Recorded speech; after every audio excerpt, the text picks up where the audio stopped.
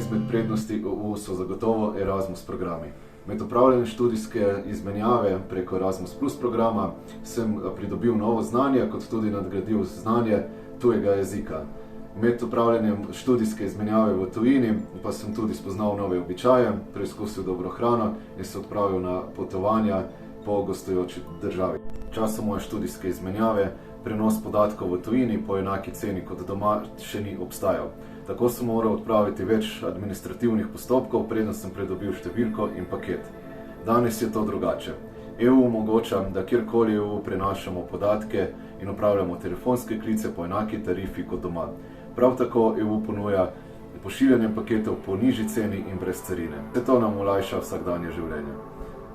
Poleg tega pa EU mladim omogoča tudi pridobitev Interrail vozovnice za potovanja, kot tudi udeležbo na različnih mednarodnih dogodkih, ki so podprti strani EU. Eden izmed takih je na primer Evropski mladinski dogodek, na katerem se mladi lahko udeležijo raznih interaktivnih in umetniških aktivnosti, sodelujejo v razpravah in spoznavajo institucije EU.